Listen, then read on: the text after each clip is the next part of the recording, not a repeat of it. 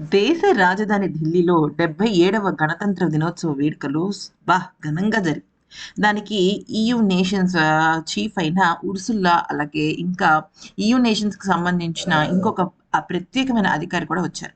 అయితే కొన్ని వింత సంఘటనలు చోటు చేసుకున్నాయి. అదేంటో చెప్పాలి అంటే మాత్రం ఈ వీడియోని దయచేసి లైక్ చేయండి ఫ్రెండ్స్. అయితే ఈ కార్యక్రమానికి రాష్ట్రపతి ద్రౌపది ముర్ము, ప్రధాని మోదీ, యూరోపియన్ నాయకులు, కేంద్ర మంత్రులు, వీఐపీలు హాజరయ్యారు కదా! అయితే ఈ వేడుకల్లో ఇండియన్ ఎయిర్ ఫోర్స్ ప్రదర్శించిన ఆపరేషన్ సింధూర్ శకటం అందరినీ ఆశ్చర్యపరిచింది. పాకిస్తాన్ పైన గత ఏడాది మేలో జరిగిన ఆపరేషన్ సింధూర్లో భాగంగా భారత సైన్యం వినియోగించిన ఆయుధాలను ప్రదర్శించింది. యుద్ధ సమయంలో ప్రయోగించిన ఆయుధాలు, నిఘా వ్యవస్థలు, బలగాలు ఈ శకటంలో కనువిందు చేశాయి. అయితే త్రివిధ దళాల సంయోజనంతో భారత శక్తి ఆపరేషన్ సింధూర్ ద్వారా ప్రదర్శింపబడిన ఈ రూపంలో కనపడింది. అయితే ఇది చూసిన ఉర్సుల్లా గారు షాక్ అయిపోయారనమాట. అంటే ఇంత అద్భుతమా? మరి అంటే ప్రపంచ దేశాలకి ఈ ట్రంప్, ఈ పాకిస్తాన్, మన భారతే ఓడిపోయింది, పాకిస్తాన్ గెలిచింది అన్నట్టుగా చిత్రీకరించారు. ఫ్రెండ్స్, ఒక విషయం చెప్తాను వినండి. మనం ఎంత గొప్పగా ఏది సాధించినా కూడా ప్రస్తుత కాలం అంతా కూడా మీడియా మీదే ఆధారపడి ఉంటుందన్నమాట. అంటే మనం ఏదన్నా మంచి చెప్పాలనుకున్నా, చెడు చెప్పాలనుకున్నా అది పబ్లిసిటీ ద్వారానే తెలుస్తుంది. అయితే మీరు అనుకోవచ్చు, పబ్లిసిటీ అవసరమా అని. ఇప్పుడు మన భారతదేశానికి ఇన్ని కోట్ల మంది జనాలకి ఉపాధి కావాలన్నా, లేకపోతే వేరే ఇంకేదన్నా కావాలన్నా కావాల్సింది పబ్లిసిటీయే. ఓకే. అయితే ఈ వెస్టర్న్ కంట్రీస్ అంటే అమెరికా కానీ, లండన్ కానీ, అదే యూకే కానీ, ఇవన్నీ కూడా మొన్నటి వరకు అమెరికా ఏం చెప్తే అదే చేసింది. అమెరికా మొన్నటి వరకు ఏంటి, భారత్ పైన 50% టారిఫ్ చేసి పాకిస్తాన్ని కుక్కపిల్లలాగా పక్కకు తీసుకుని జూ జూ జూ జూ జూ అందనమాట. సో అలా అన్నప్పుడు ఏమైంది, పాకిస్తాన్ భారత్ యుద్ధం జరిగినప్పుడు ఈ ఆపరేషన్ సింధూర్ టైంలో మన ఫైటర్ జెట్స్, మన సుఖై జెట్స్ ఇవే పోయాయి అనుకున్నారు. కానీ అక్కడ పాకిస్తాన్ గురించి చాలా గొప్పగా రాశారనమాట. పాకిస్తాన్ మీడియా టాప్ అని కూడా రాశారు. అయితే ఇక్కడ నిన్న అంటే గణతంత్ర దినోత్సవం సంబంధించి ఆపరేషన్ సింధూర్ కి డెడికేట్ చేస్తూ 2 rifle fighter jets, 2 సుఖై SU-30 MKI air crafts, 2 MiG-29S అలాగే జాగ్వార్లను ప్రదర్శించింది. ఈ ఎయిర్ క్రాఫ్ట్స్, ఎయిర్ ఫోర్స్ కి సంబంధించిన విషయాలన్నీ కూడా మన ప్రధానమంత్రి మోదీ గారు ఈవిడికి అంటే ఉర్సుల్లా గారికి, అలాగే ఇంకా యూకి సంబంధించిన అధికారులకి చాలా స్పష్టంగా చెప్పారనమాట. అయితే అవి చూసిన ఆవిడ షాక్ అయిపోయారు నిజంగా. అంటే ఇంత గొప్పదా అన్నట్టుగా.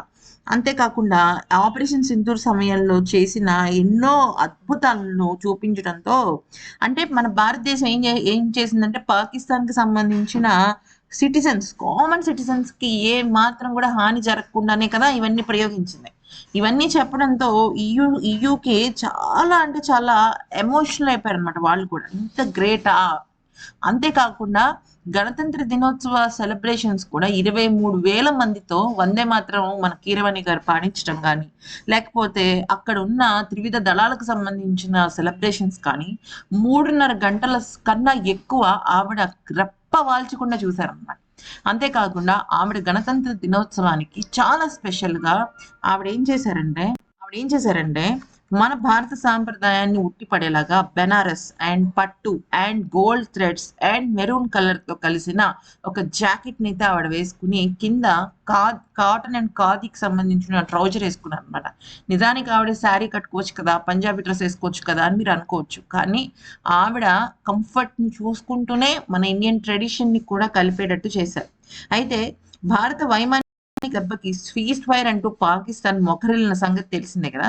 ఇదే విషయాన్ని మళ్ళీ మన భారతదేశపు అధికారులు కూడా చెప్పారనమాట. ఈ రకంగా మేము మా దేశాన్ని కాపాడుకుంటూనే టెర్రరిజంని అంటే ఉగ్రవాదాన్ని ఎలా మట్టు పెట్టామనే విషయాన్ని కూడా వాళ్ళు స్పష్టం చేశారు. అయితే ఈ క్రమంలో ఉర్సుల్లా గారు చాలా అంటే చాలా ఎమోషనల్ అయిపోయారు. అయితే మరోవైపు ఈ ఏడాది రిపబ్లిక్ డే వేడుకల్లో తొలిసారి డిఆర్డిఓ ప్రదర్శన అందరినీ దృష్టి ఆకర్షించింది.